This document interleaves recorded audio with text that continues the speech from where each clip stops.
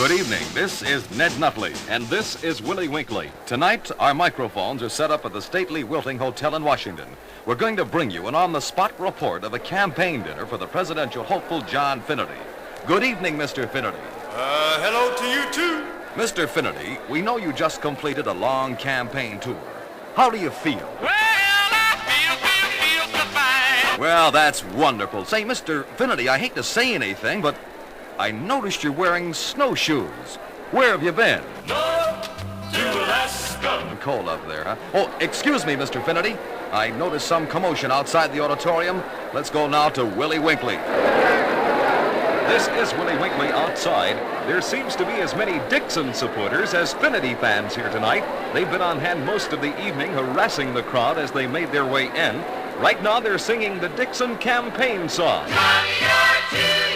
Uh-oh, there may be some trouble now. Several Finnerty supporters have attacked the leader of this Dixon group.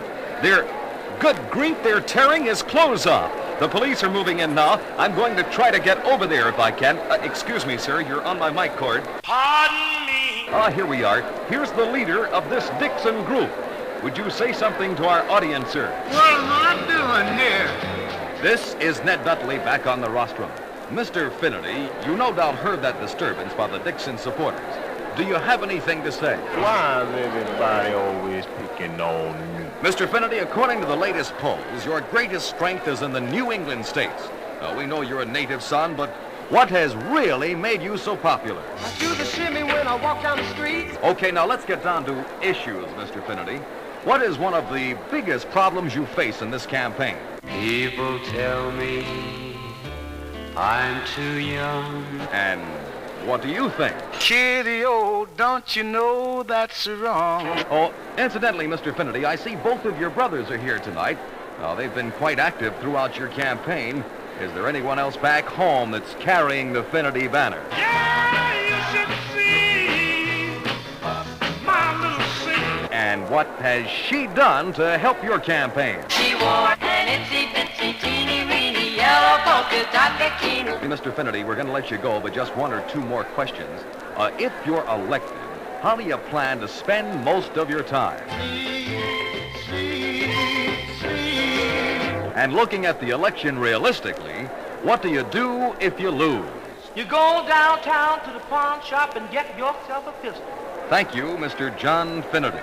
This is Ned Nutley on the rostrum. And this is Willie Winkley on the wagon. We're on our way across town to attend the rally for the other candidate for president, Nick Dixon. We'll be back in just a moment.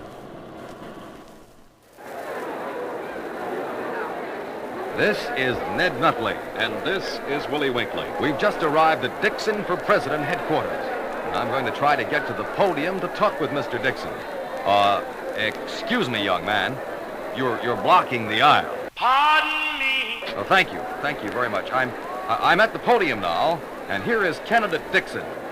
Mr. Dixon, you've got quite a crowd here tonight. Look at him out there, running around like a bunch of wild Indians. Let me ask you this, Mr. Dixon. How often are you holding your campaign meetings now that the election is just around the corner? 3 nights a week. Mr. Dixon, you've just completed a whistle-stop tour through the South. What do you think your chances are in that part of the country? A million to one. And what do you think caused this unpopularity in the southern states? I do the shimmy when I walk down the street. This is Willie Winkley. Mr. Dixon's lovely wife is also here tonight. Mrs. Dixon, election time is not far away. What's the first thing you want to do when the campaign is finally over? Well,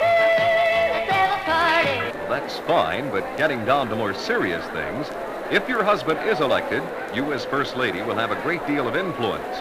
What would you suggest to him? Well, thank you, Mrs. Nixon. Now back to Ned Nutley. This is Ned Nutley. Mr. Dixon, just one or two more questions, if you don't mind. Looking back over the years, just what inspired you to go into politics in the first place? Fortune. And if you're elected, how do you plan to spend most of your time? Driving that hot rod Lincoln. And sir, if you should lose, what will you be doing? Making artificial flowers. Thank you, Mr. Dixon. This is Ned Nutley. And this is Willie Winkley.